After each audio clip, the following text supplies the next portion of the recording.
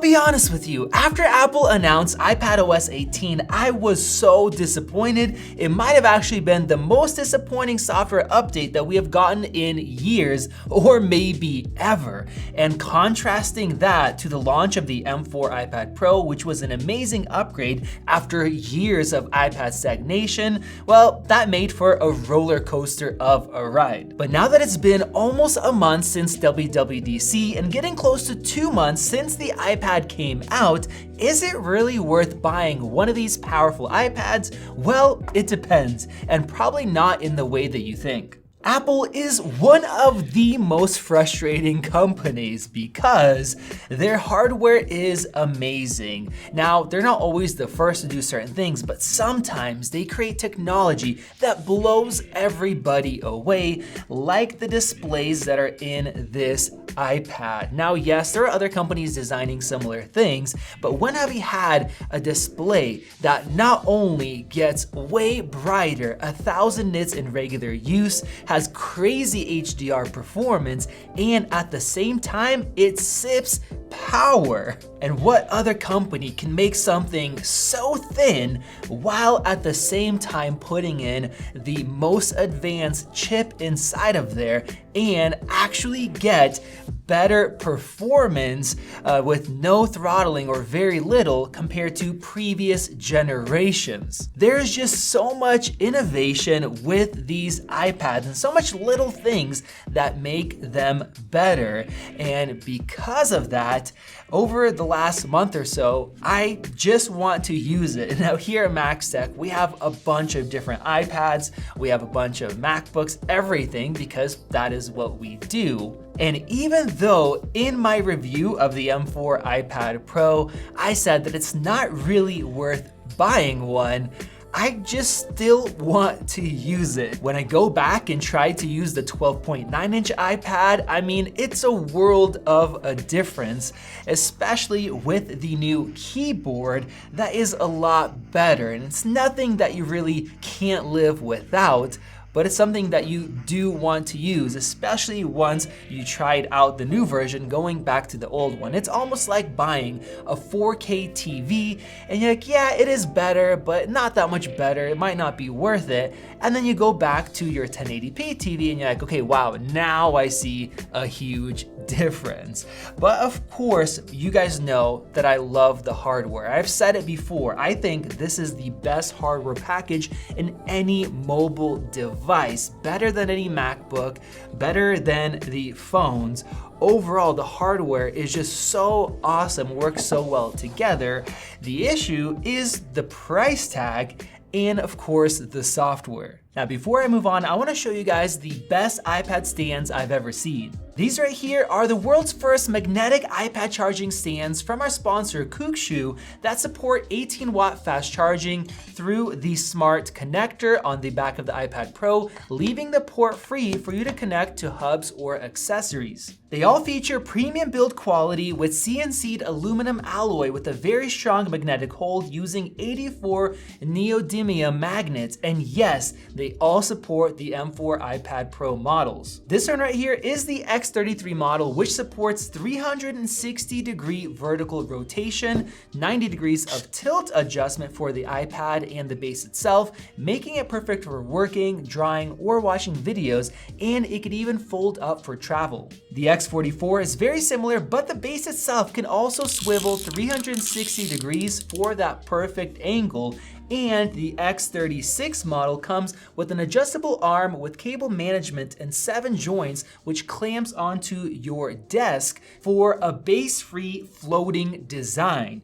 Pick up yours today by using the links in the description below. Now, I've been using iPadOS 18 ever since the first day that they launched a developer beta, because I do have a developer account.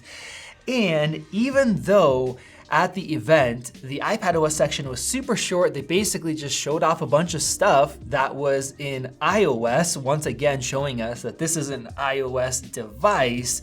Some of the things have been nice, but after the last month, the stuff that I use and do and want to do, iPadOS 18 is barely noticeable. Now, of course, they showed off a few different things, like they showed off the new sidebar being able to be kind of floating like a shortcut, a little bit cleaner if you're going into your document browser, and then of course the calculator app, which I mentioned, it's available on the iPhone as well.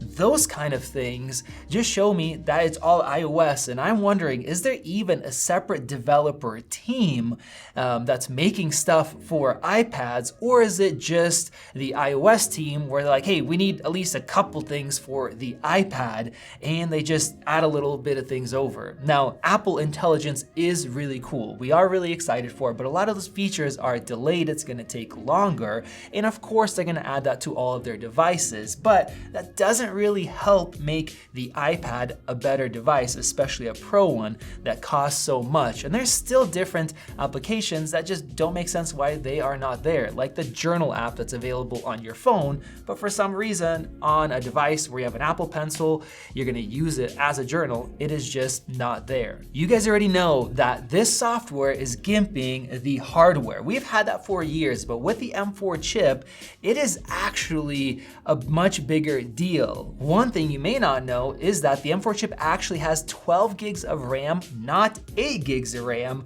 and it is just locked away. Now, with that, we also found out that the encoders in here are actually new, but when we did our performance test, the difference was very minimal. Literally, it did not even matter. And we also know that we have a new display engine that is built into the M4 chip, but it's also not really being able to use fully because it looks like this is going to support dual external displays on Macs finally, without having to use the clamshell mode. But on the iPad, we still have just one Thunderbolt port that is output, and there's no option, to use a hub or anything else for dual external displays. I mean, personally, I like that. We can pass through a little bit more charging now, but I would love to have an extra USB Type-C port on the iPad itself, maybe one on each side, because now we have that horizontal camera where the Apple Pencil is. I mean, that would just be really cool. But of course, we're still kind of limited on the software. Now, we are winning in one way. The first thing that I wanted to point out that was really peculiar with these amazing devices is that pretty much right from the launch, we had discounts on these. And I think that just shows how little people bought them and how many people ended up returning them. Typically, we have months or even half a year before we see discounts, but this happened very shortly after, meaning Apple is desperate to try to sell these. And another really cool thing that happened since these came out is the fact that Apple added some extra features to the Files app. One of those is the ability to format external drives or SSDs.